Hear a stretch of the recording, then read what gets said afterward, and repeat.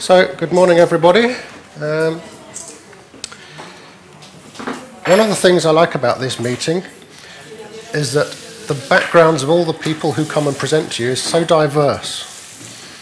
You get lots of different perspectives on the same problems. We all have the same raw materials, but we all manage to tell you a different story. So, my background is I'm a research scientist. I have a background in mathematics and geometry, but I'm interested in the historical problems. So, how were the patterns made? Can we recover traditional methods? How did these methods evolve and develop over time? So I'm going to illustrate my approach to this. My approach is scientific. In fact, the subtitle of the talk could be something like a scientific approach to art history. It's more like being a detective. It's more forensic. I've got a background in history. I'm not a designer. So I'm hoping through the illustrations that I give you that you'll be able to see how I work. I've chosen a local topic.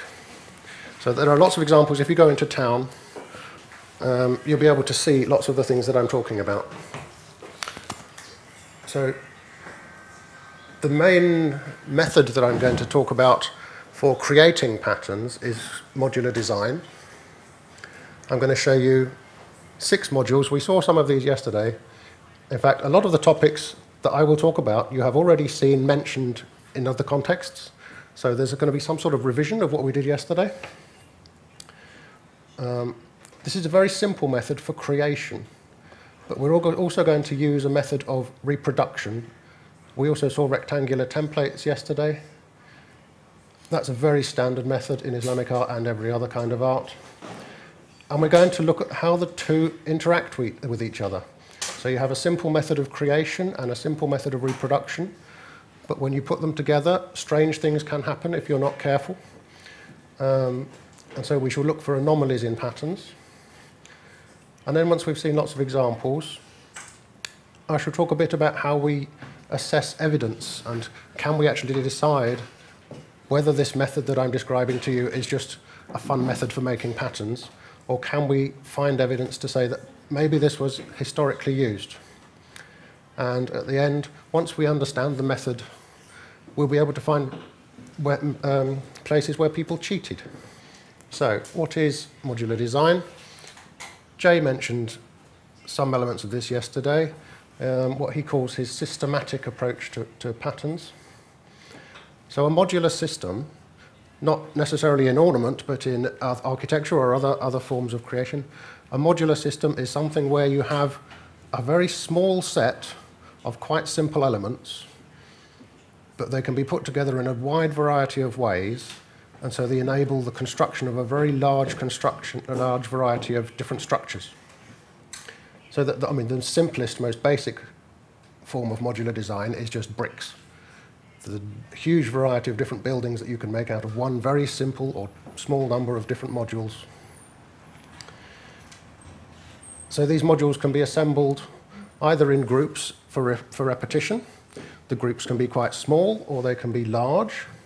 But you can also create more sort of spontaneous compositions with these things, a sort of a free form which grows organically just as you add pieces to the boundary. This means that you can create a family of patterns.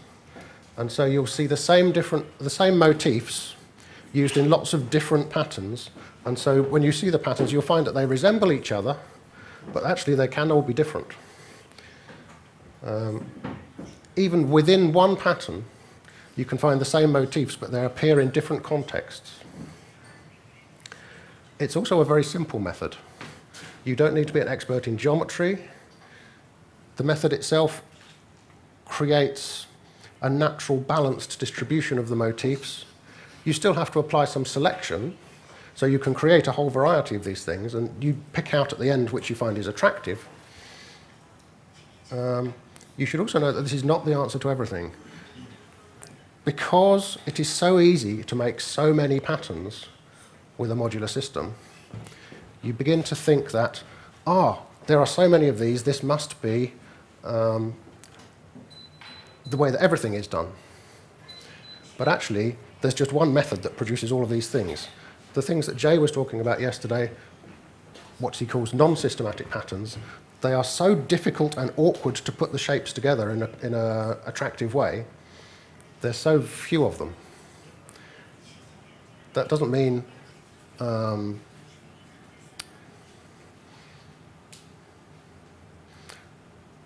so the thing is, just the fact that there are lots of examples of this doesn't mean that it solves all the problems.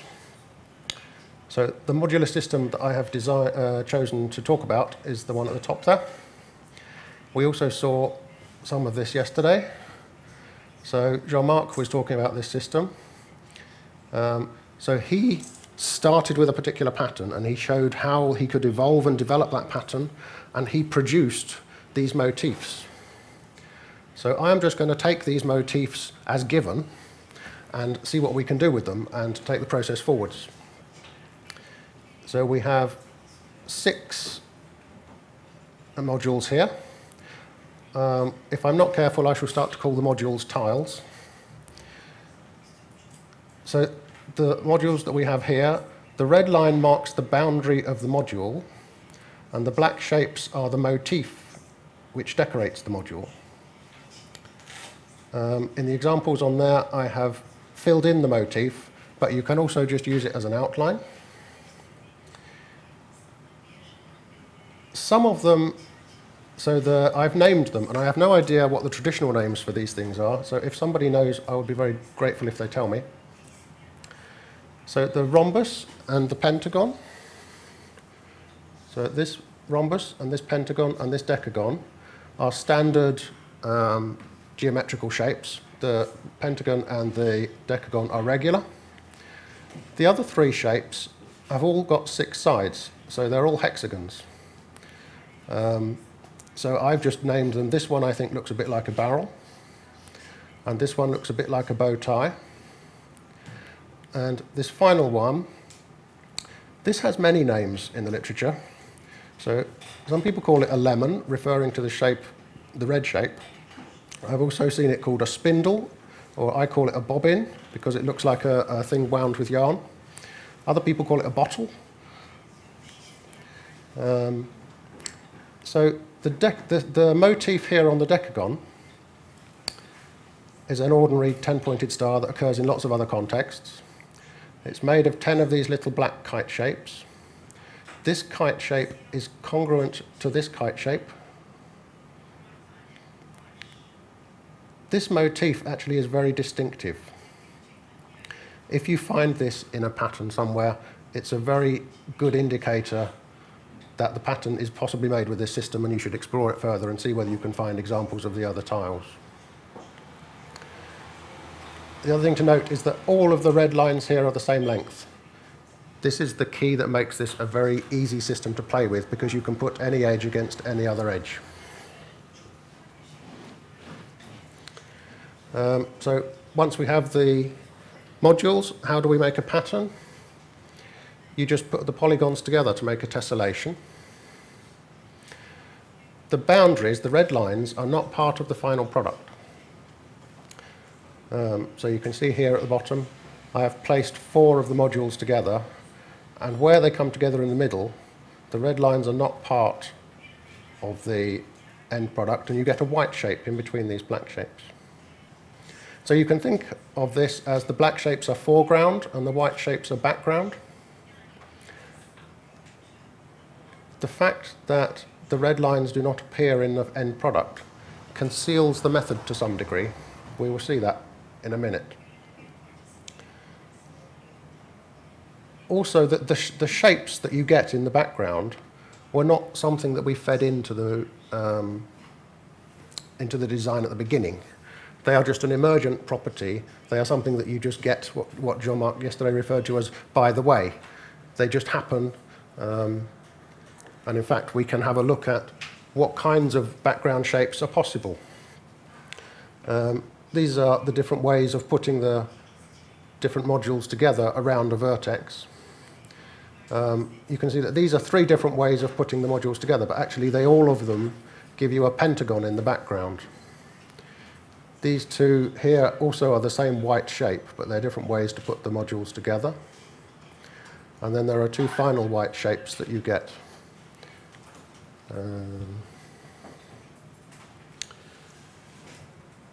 So now I'm just going to run through lots and lots of examples, and you'll get the idea of how this works.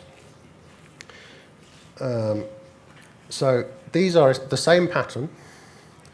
The one on the left is a linear form, and the one on the right has got the motifs filled in. This one also has the modular structure overlaid on it so that you can see where the module boundaries are. If you look at this one, even when you know what the structure is, if you try to imagine where these, so there is, for example, a bow tie that goes round here. Even when you know that, unless you've done a lot of practice at this, you find that very difficult to see. And so presented with lots of examples of the finished product, it's very difficult to work out and go back to the modular structure. So this would have helped the craftsman initially to protect their method. So this example has only two kinds of module. It's got the decagon module and the bow tie module. This example uses an extra module, so this now has the bobbin module in it.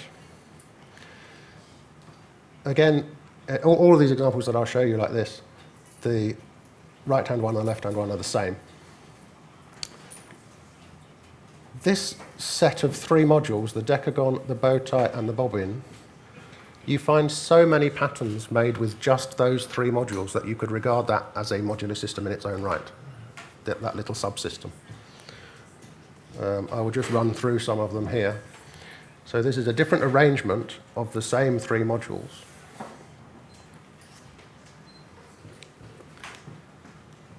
I don't really expect you to be able to immediately learn how to decompose this into this just by looking at these few examples. The thing I'm trying to convey here is the simplicity of the method, the fact that all you have to do is make a jigsaw with these few shapes here.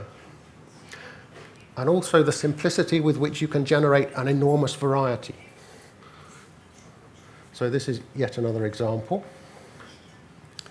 They're becoming slightly more complex. You can see that the stars are becoming further apart and there is more of a matrix in between. Merrick yesterday said that if you're doing a star pattern, if the stars are put together sort of in a dense arrangement, then it's quite easy to fill the gap in between. And as they get further and further apart, it becomes more and more difficult to fill in the gaps in between. This is a very simple method to fill in the gaps in between. So this is yet another one with these same three tiles. We're still on this subsystem of three modules. So all of those examples I've shown you so far are traditional. This one is a modern example. It contains features that you don't find in traditional Islamic patterns. This was made by John Rigby, a mathematician from Wales. It contains a very unusual collection here. So this configuration of 5 bow ties, you'll see it goes round like a windmill. So that has rotation symmetry only and no reflection symmetry, and that's very rare in genuine Islamic ornament. And if you take these 5 kite motifs here and colour them, so that's how I've obtained these, you find that these are sort of chasing each other around. And John used to call this his periwinkle pattern. So periwinkle is a flower, and I put this into Google Translate, so I hope it's come out correctly. So this is apparently its Turkish name. If you put that backwards into Google, it says it's the Algerian violet. Anyway, this is the flower that we in England call a periwinkle. And you'll see this is also unusual for a flower in that this does not have mirror symmetry in the petals. So this is very similar to the purple configurations here. So now let's start to explore some of the other modules. So this pattern, again, has only 2 different shapes in it of module. There's the decagon, and there are now rhombi through here. So here we have a decagon and the rhombus, and we've also added pentagons. And now we have decagons and rhombi and pentagons, and we've also added the bobbin shape. And this is the same collection of modules, but they're arranged in a different manner.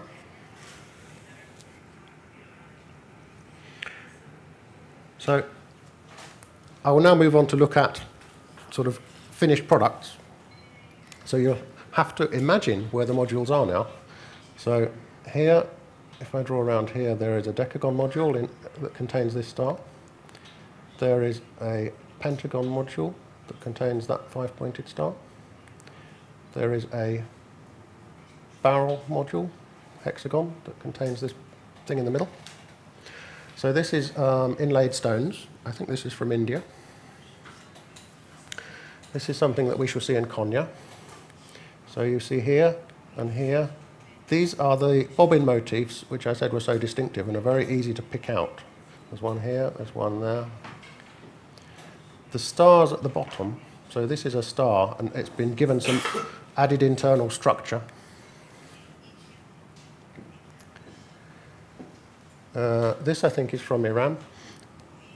This uses the special subsystem of the three modules, and you can see that here at the top there are very few stars, and that this modular system is very easily filled in all of the gaps in between.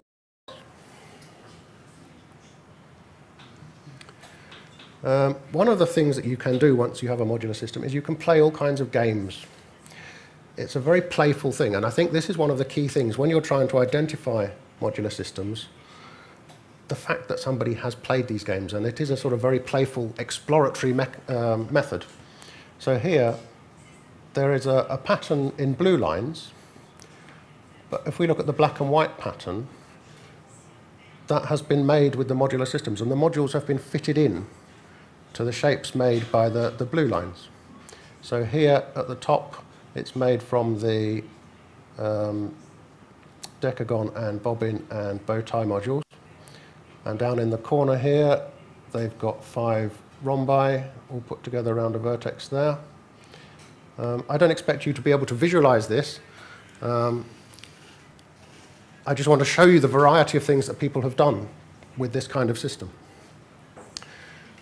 So this is an example of what Jay was talking about yesterday when he mentioned two-level patterns. So here there are some raised shapes, and these have arabesque decorations on them. And in the little pathways in between, they have been filled in with the same favourite 3 modules. So this is a more complex example.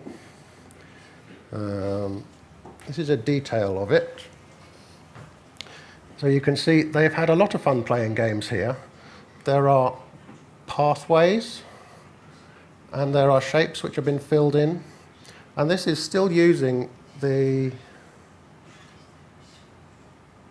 I'm just checking, I think it's the same 3 modules and there aren't any extra ones. It's still the bobbin and the star, the decagon and the bow tie. So you can do this enormous variety. That's a very versatile and flexible system.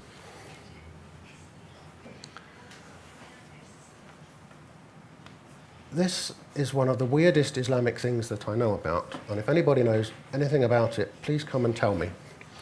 I'm afraid I don't have a more detailed picture of it either. So this is one of the entrances to the Great Mosque in Isfahan. This pattern across the top here, it sort of looks like something you would find on Peruvian textiles, or something that you would find in a fractal like the Mandelbrot set, or something like one of these Space Invader games out of the 1980s. It's so un-Islamic that I don't know what to make of it. And similarly, the panel here in the 2 spandrels, it's just completely free form. It's made out of the decagon bow tie bobbin system, but there's no structure to it. It's just completely chaotic, and they've just filled the space and made a sort of a blue worm that runs through it. But I know nothing about this. I don't know how old it is. I don't know anything. So if somebody can enlighten me, I would be very grateful. So that's an overview of modular design. The other simple topic that we're going to use is how do we reproduce patterns, how do we replicate a small module, a template. So the standard way to do this in all kinds of ornament is just to take a rectangular template and reflect it. So if you have a stencil or a template that you're applying to a wall or something like that, you might think that perhaps we need 2 mirror image templates, but that's not the case, because all you do is you turn the template over. So if you've got something where you've got a paper and you've got little holes in it, and to transfer the pattern onto the wall you just punch through with some dust and it comes through on the wall. To get the mirror image template you just turn the page over.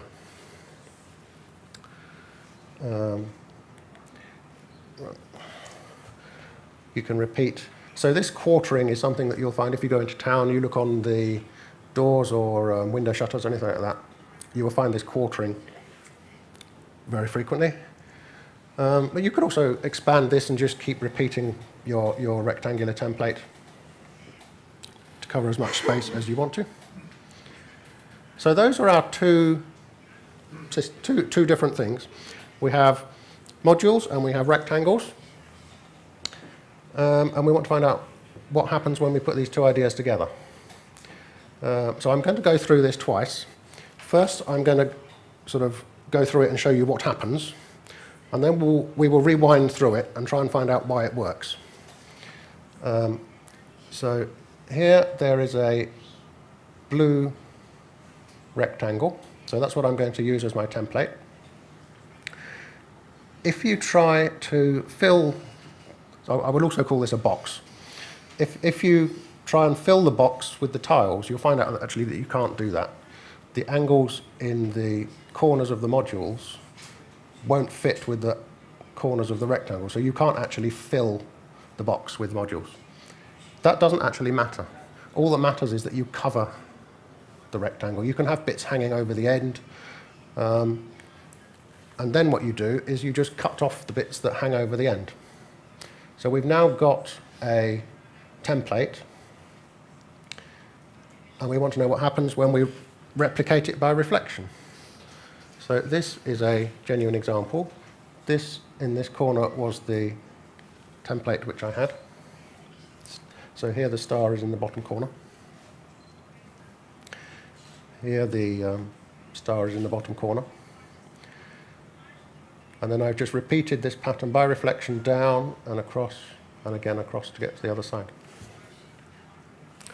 And you'll find out that what we've ended up with contains complete modules. So the bit in the middle is a complete decagon, even though we didn't start with a complete decagon in the box. And also this will become a barrel, and that piece there will become a barrel if you extended it over the edge of the template. So why have we ended up with complete modules? If I put the mirror lines back again, all of the modules in our system happen to have 2 perpendicular mirror lines. If we make sure that when we fill the box, the mirror line coincides with the side of the box, when we apply the reflection here, we will regenerate the rest of the module and we will get a complete shape.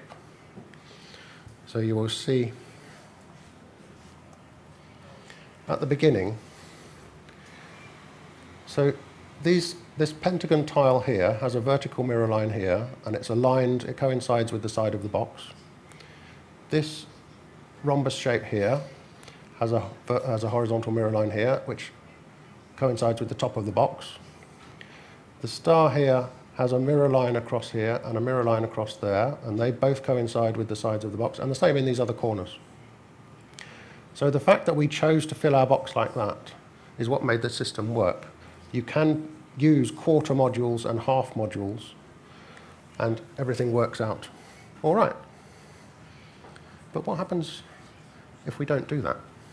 Suppose we do it wrong. So here, in this corner of the box, I have followed the rules. I have got a decagon, and the mirror line of the decagon, the two of them align with the sides of the box here. Also with this bow tie, there's a vertical mirror line in the bow tie here. But here, this is completely wrong.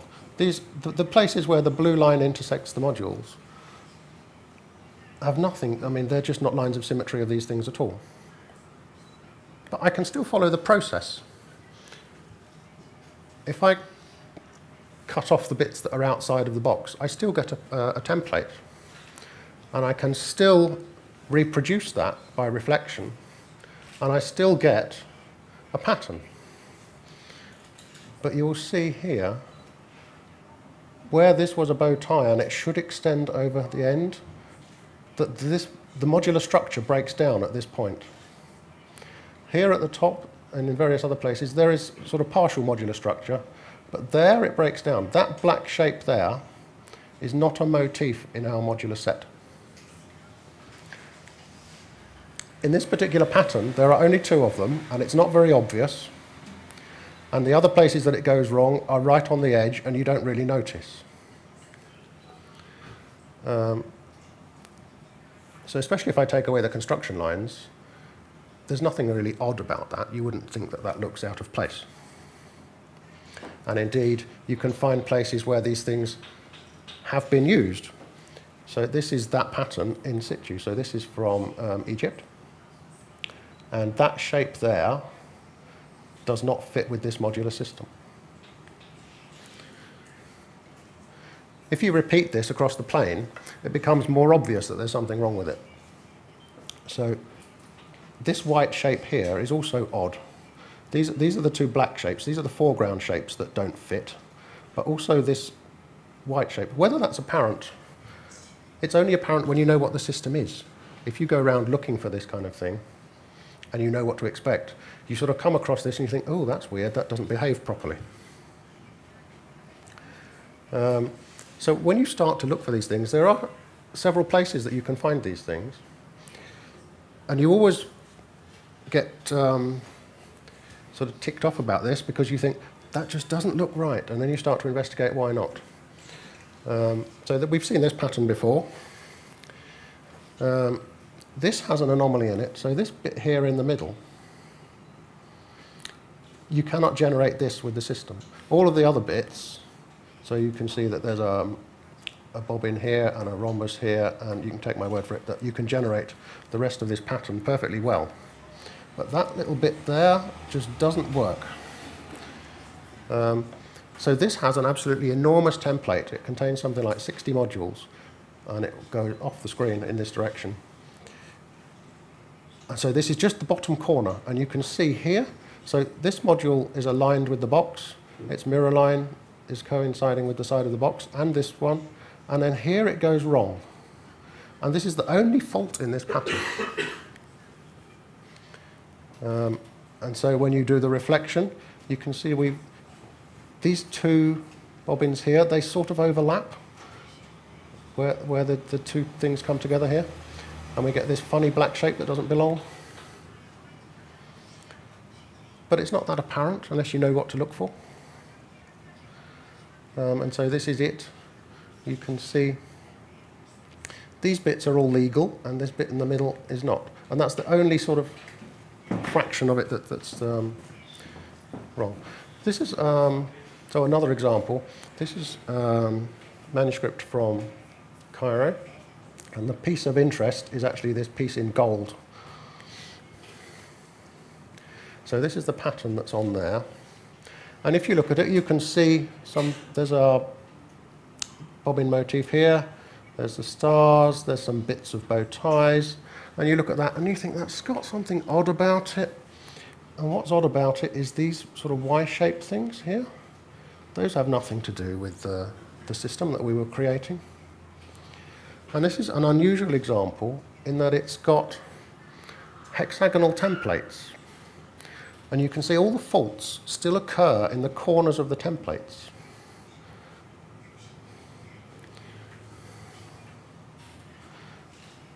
So this is a perfectly legal arrangement of the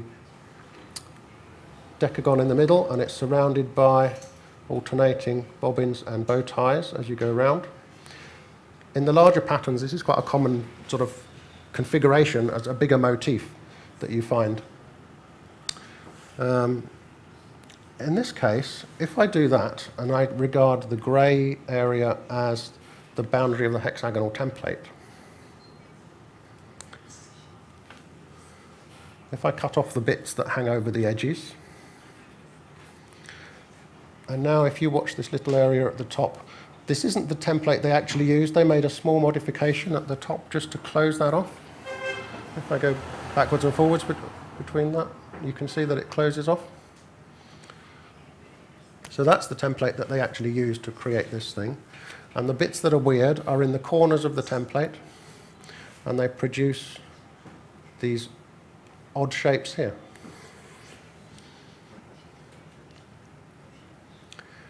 So now I want to think about, so this is a very nice system. It produces lots of pretty patterns. Can we say whether this is traditional or not? Has this been used historically? So this is where the sort of scientific approach to me comes in. So I have a hypothesis. My hypothesis is that this method was used to produce these patterns. I have a large amount of data. All of the patterns that I've been looking at are the data. So the sort of questions I want to ask are, is my hypothesis consistent with the data I have? Can I find a different explanation? And is there other evidence that I haven't found yet? So in the first case, the method, yes, it can produce a very large number of these traditional patterns. There's a whole family of these things. Another important thing is that we can make predictions from our model. We predicted the existence and the location of all these anomalous things. And the fact that we got that right is also very useful as evidence. And the other thing is there were these large sort of chaotic free-form compositions, and our method could also produce those. It's very difficult to produce those in any other way. So even though this would seem such a fundamental requirement, you will find lots of things in the literature where this is untrue. People have come up with a hypothesis and they've matched it to the data and they've gone, oh, it doesn't quite fit, and then they've published it anyway. And they've blamed it on sloppy craftsmanship or something else. If your model doesn't fit your data, then perhaps you overlooked something.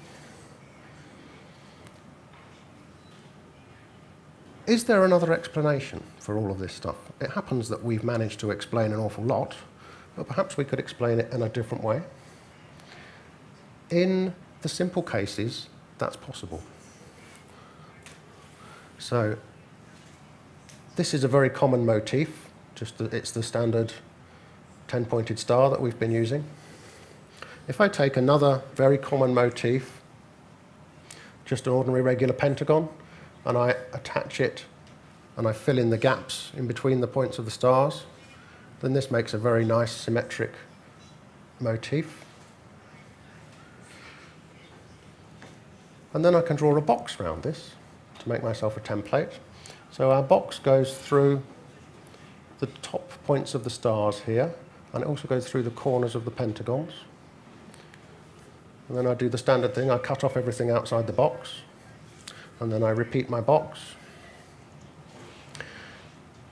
And you might see some familiar things in here. So this piece in the middle is a bobbin, and there's another little kite shapes here that should look familiar to you by now. So we have produced something which can be made with the modular system, but can also be made in a different way. This is a very simple example, and possibly this is how the shapes came around. I mean, when you start to think about, okay, I've got this modular system, where did it come from? Possibly they had simple things like this to start from, and then they abstracted the ideas of the modules, and then they could develop the more playful approach to pattern design. You remember that we saw this earlier on. So this is the one where we broke the rules and we put things outside, where the mirror lines don't coincide with the box. We produced this pattern. I've coloured it differently, but it's the same pattern. The shapes that we couldn't get right before are this white shape and this grey shape. But now I've overlaid on it something which is just an ordinary tiling. It's got similar shapes in it than we've seen before. So it has a decagon shape here, it has a pentagon shape here, it has something that looks like the outside of the bobbin tile here, and a barrel tile here. So perhaps we could also generate this pattern in this way. Perhaps this is the basis for another modular system, in which case we have to go through the whole process again. Can we find lots of examples of this? Can we find anomalies and patterns which may have been predicted with this? Can we find examples where people have been playful with this and made sort of chaotic and weird arrangements? Okay.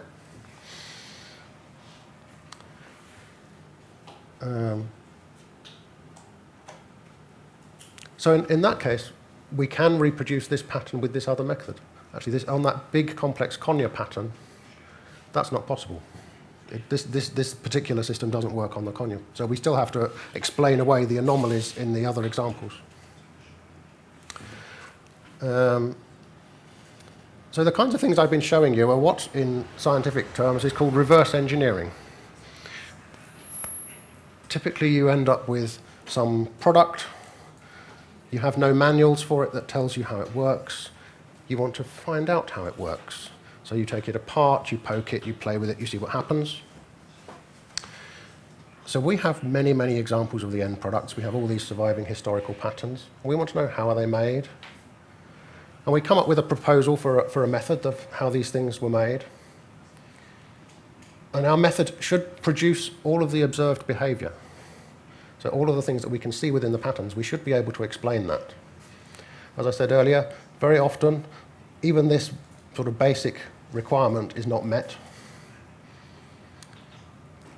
But we should also not produce things that we can't find. So if you have a system and you predict that there should be all of these kinds of patterns, but you can't find them in the record, then what do you do? I mean, either, well, for a start, the examples may have existed and they may have been destroyed. There's an awful lot of Islamic architectural heritage that's been lost through destruction, invasion, earthquakes, general weathering, changes in fashion. So we just may not have them anymore. But it's a thing where you think it starts to sort of influence how you weigh the evidence. And if there is any other evidence available, then you should sort of fit with that. Very often, this is all we have. And you end up in this situation where, well, I've got my model and I've got this evidence and I have these things, and you'll find actually that we disagree with each other on specific cases because there's no other evidence and things are open to interpretation. In this case, we are extremely fortunate. So this was mentioned yesterday. This is a scroll in the Topkapi Library down the road. These were also shown yesterday, I think. So these are rectangular templates from the Topkapi scroll. They contain the black lines of the motifs, and they also contain outlines of the edges of the modules. And there are these three. So this one contains bobbins and bow ties, and so does that one. That one also contains rhombi. There's another one. This contains all 5 of them except the pentagon. And so actually we also have documentary evidence that supports the use of this kind of construction in these kinds of cases. I just want to show you one final thing. So this is a madrasa in Isfahan, and the pattern that I'm interested in is that one there. So this is the main courtyard of the madrasa, and in the corners, just off the corners, there's a little octagonal courtyard, and inside each octagonal courtyard there are these patterns at the top here. So this is the pattern that was in the previous talk. Somebody was talking about these sets of kites as they go round a square in the middle. And this sort of blue and black pattern is again created with the bow tie and bobbin motif. So this is the motif that we want to try and use as the basis for the pattern. Suppose we wanted to work out how to do this. So we've covered all of the edges of all of the compartments with decorative decagons and bobbins and bow ties. And then we just have to fill in the spaces using the same tiles. If you try to do that, so I'm going to try and fill this space here. If you try and do that with mathematical precision, you will find out that the things don't line up properly. Once you've gone round the boundary, they don't line up across the top, and there's this space left over that you can't fill in. But the fact that they did this, they cheated. So they'd started at the end, at the boundaries, and they sort of squashed it. When you make this out of genuine ceramic tiles, there's a lot of wriggle room. The gaps between the tiles and all the grouting and stuff, you can sort of fit these things together. You can cut them slightly smaller. Even though you would sort of imagine, because it's a modular system, you could prefabricate a lot of the tiles. That isn't how it's done. They're all individually cut from a large sheet. So you have a large turquoise tile and a large black tile, and you cut out the shapes individually as you piece them together. So this is another example of somewhere where they've cheated. So this black pentagon here, they have tried to fill that shape with same shapes, decagon, bow tie, bobbin, and they've gone round, and at this point the things overlap, and there's also this other funny little region that they can't quite manage, but they gloss over it and you don't notice unless you look very hard. So a lot of the work that I do, I don't travel very much, I don't have lots of photographs, so I get lots of my primary sources off the internet, so I use Flickr and David Wade's website. So if you travel a lot, please upload some of your photos to the internet so that I can have something to work with. The bottom line here is my website at the university. So I've got lots of my publications up there you can download and have a look through if you're interested. That's all I wanted to say. Does anybody have comments or questions?